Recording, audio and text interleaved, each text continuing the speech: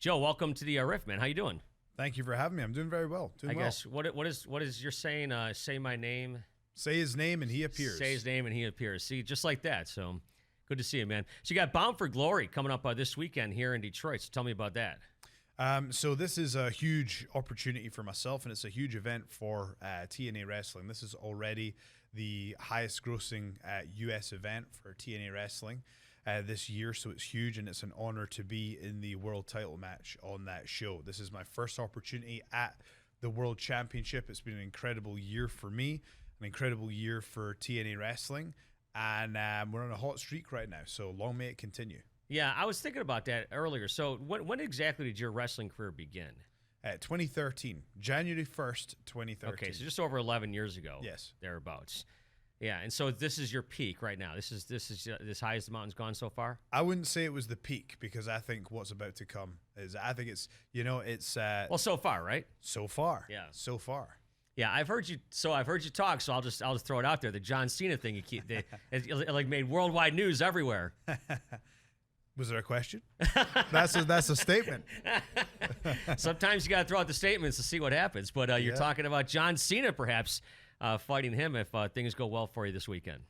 What I said was, if I win the TNA World Championship, I think it would just be, quite frankly, quite rude if I didn't invite John Cena to cross the line into TNA Wrestling, now that there is a working relationship between TNA and WWE. We're in an era where anything is possible, and you know what? Why not throw it out there? I did the exact same with Kurt Angle, and I got a match with Kurt Angle when I was 3 years in the business. Wow. So the match I had with Kurt Angle at the time was a lot less plausible than what I'm saying right now. Not to overlook Nick Nemeth, because he is one of the best to ever lace up a pair of boots. He is amazing. He's been a world champion everywhere he's been. Unfortunately for him, it's just not his time. It's not his time, right? It's not his time at all. So you're also now I read the thing, you're going to be in concert this weekend as well. Yes, a big weekend for me. I got the world title match on the Saturday, and then hopefully we'll be celebrating the next night a concert with me and Jeff Hardy. I have no idea what that is going to look like. We're going to figure that out. Now you're in Motown, and this is a big music city. It's absolutely. That's you're very correct. If I have time, I would love to go and visit Motown Records. It's a legendary piece of music history, and an era in music. So I would love to go and check that out. Now, this isn't the first time you've been to Detroit, is it? No, I've been to Detroit probably 4 or 5 times maybe, but I've just, how it is, being a pro wrestler, it's airport, hotel, venue, hotel, airport. Exactly. Very, very rarely do you get time, but I'm here early to do press, but also it gives me about 5 days to convince Eminem to be in my corner at the weekend. Well, good luck on that. Thank you. Hey, if you want to wager on it happening, I'll be happy to throw in my $10 on that. I think I'll take the John Cena bet first. Okay. Hey, there's many bets I'm offering right now. That's right. Okay, I got you. Many things I'm going for. So you know what's funny? So I just went to the Motown Museum. I've been here since 1995, and I just went there for the first time in November. Yeah. And it was astonishing. It was really cool. Like it was better than I thought it was going to be. In what way? And just the whole music history. I went with one of the guys. I went with Charlie Benante from Anthrax and Pantera, and he's like a metal guy, right? Yeah. But he knew so much about Motown. Yeah. And they have like the candy machine that was there when Stevie Wonder was recording, and like all this cool stuff. Yeah. Well, it's in I think, to be honest, people in music or wrestling or acting or any form of entertainment, it's always fun to see like eras in entertainment where there was just something special going on. It's so rare that you have a group of talented individuals all together when that particular scene's super hot. With Motown, all the stars aligned at the same time. Yeah. So it's a huge part of music history, Yeah, you're a big music history buff. Yeah. Yeah. What are some of your bands? What do you like? Well, my favorite band of all time is Weezer. Okay. I believe that for me, getting into Weezer, it was almost like an education in songwriting, because their songs are so simple, and it was just the soundtrack to my teenage years. So that kind of really got me into music. But, I see you're wearing a Metallica t-shirt there. I like, anything from Metallica and 9 Inch Nails to, all the way down to, pop stuff like Justin Timberlake and, like Eminem and some of my bands like Queens of the Stone Age.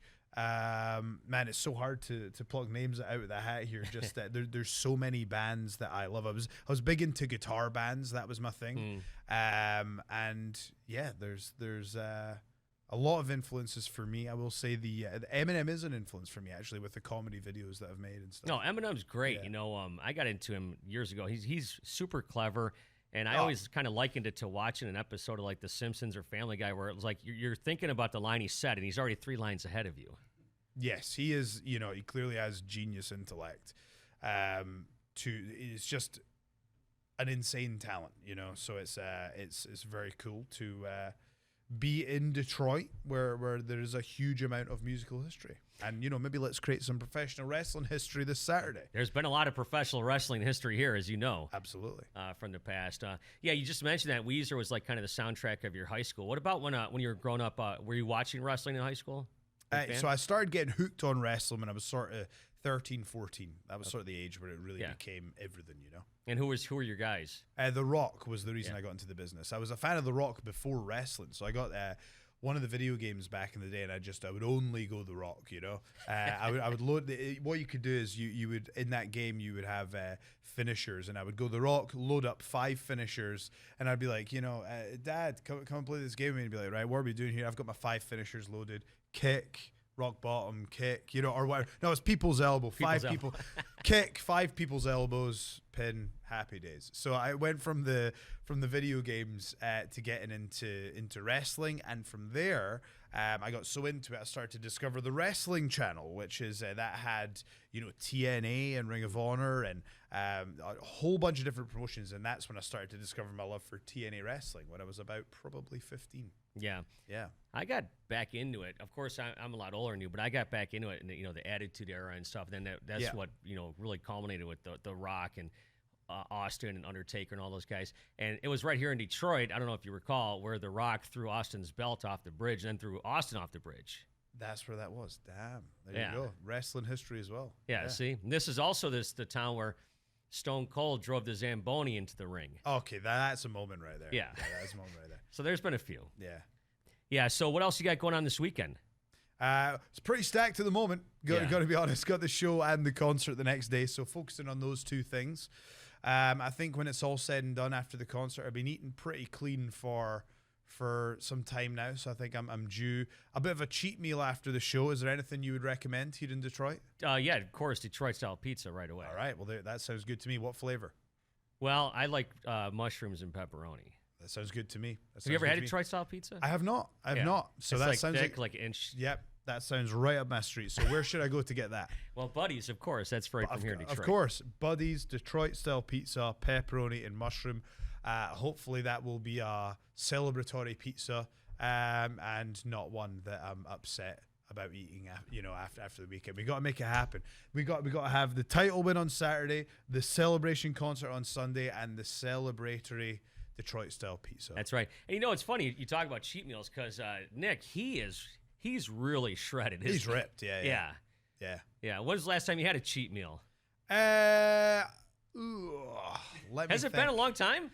I love it how he acts so surprised. Thanks, man. No. I'm just curious. No, I'm just curious. Like, I don't know. Do you do it once a week, or I mean, how long? They used to be a lot more frequent. I'll tell you that. But when you know you've got Nick Nemeth coming up, you got to cut out the you got to cut out the pizzas. You know what I mean? It's like it's fine if I'm wrestling, you know, someone a little bigger, but Nick's pretty ripped. So when you're standing next to him, there's only so long I can get away with the holding the old stomach in, you know. So yeah, I should have just wore a singlet instead of the trunks that I wear, but here we are.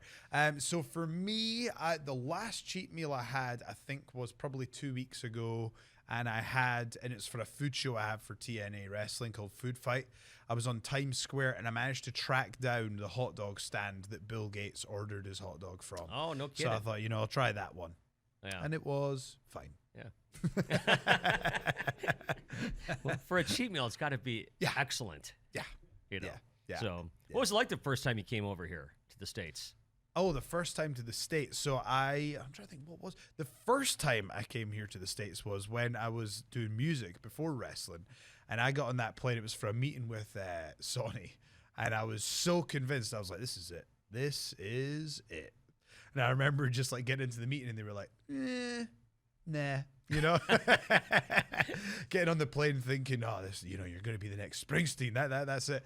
Yeah, nah, you know. So but it was a fun trip. So it was pretty cool. I got a photo at Times Square there, you know, all happy to be there. And then I was able to go back now where things are, you know, going in my favor and get another photo at Times Square. So that was pretty cool for me. No, that's awesome. Yeah, I've never been over to Europe or nothing. I gotta put that on my schedule. You have to. You have to. The thing I will say is it's like Europe, there's so much to see in such a condensed, not that Europe's small, but like, you know, if you go, all you have to do is just cross over this tiny bit of water between London and France, and it's a completely different culture. Even Scotland to England is, you know, an hour apart and hugely different culture. You've got so many countries across Europe that it just feels like a different universe every place that you go. So you have to do a European tour. Well, if you cross the bridge here, it feels like a different country in Canada. Hey, some might even say it is, you know. Some would say so. Some might say. So, well, listen, man, thank you so much for your time. Of course, Bound for Glory happening this weekend in Detroit, and it's at Wayne State University at the Field House. Lots of things happening, and our friend Rhino is going to be celebrated this weekend as well, maybe by goring someone. We don't know yet. Well, he's been inducted into the TNA Hall of Fame, so we're going to ask him to keep it professional, but we all know he does like to gore people, so, you know, we'll let him off this weekend if he does. I do want to let people know we've got, as well as Bound for Glory on October 26th, we do have tickets still available for the TV taping the next day, and you guys know how it is. A lot of the chaos kicks off the day after the pay-per-view, so I'm telling you now, think of everything I've been saying, all right? I'm throwing it out there now. If you miss October 27th, it's on you. You've been warned. There you go. Well, good luck. All right, great to meet you. Thanks so much for coming in. You too, my friend. Thanks for having me.